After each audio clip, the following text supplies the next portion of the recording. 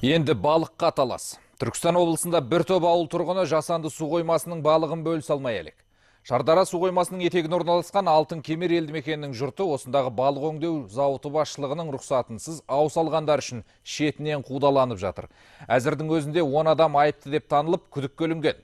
Арасында әйелдер де бар. Ал зауыт қожайыны жылдан жылға күрделенген мәселені шешудің орнына әлі күнге тұрғындармен ортақ тіл табыса алар емес.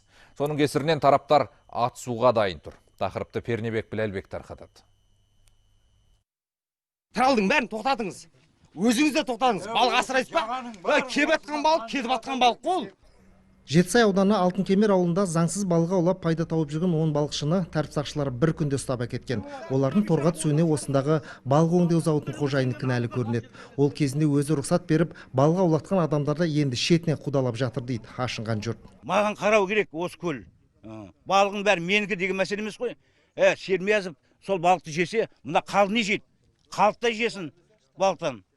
Шардара су қоймасының бір бөлігі жекеменшік балық өңдеу зауытына 49 жылға жалға берілген. Сондықтан осындағы балықты аулауға және оны өндіруге тек осы компания ғана құқылы. Алайда мұнымен ауыл тұрғындары келіспейді. Қоймадағы балықты бір ғана компания емес, ауыл жұрты да ортақ пайдаланса дейді. Бір өз басқарып отыр да бұл кісі. Конкуренция қою керек. Я сол жоға жаққа айтып арыз тастау керек те бар. Не қылу керек? Қайта ойнатылу керек. Тендер қайта ойнатылу. Алам деген адам көп. Өкіметке өтсін де сонымен ойнатылсын басқа адамдарға. Бізде күнімізді көріміз керек о жағада тұрғаннан.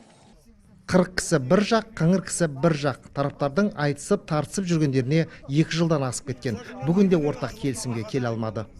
Жігіттер осы күнге дейін рұқсат болмаған ешқандай.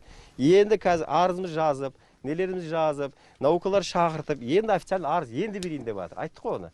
Балықшылар қоймадағы балыққа таласып жатқанда ұсталған 10 адамға қатысты сотқа дейінгі тергеу амалдары басталып кеткен. Облыстық полиция департаменті баспасөз қызметінің мәліметінше күдіктілерге заңсыз балық аулау бабымен іс қозғалыпты.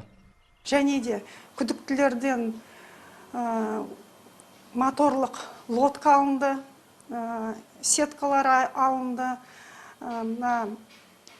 аңшы мылтықтың патрондары алынып отыр, және де электроудочка алынды. 10 адамның 2-і қамауға алынды соттың шешімімен, 8 күдіктіге байланысты қолхат беріліп отыр. Ауыл тұрғындары кешегі қамауға алынған азаматтардың барлығын қамаудан босатылуын тілеп отыр. Себебі олардың барлығы өзенге бала шағалардың нәпақасын табу үшін түскендер екен. Бірақ оны әрине заң шешеді.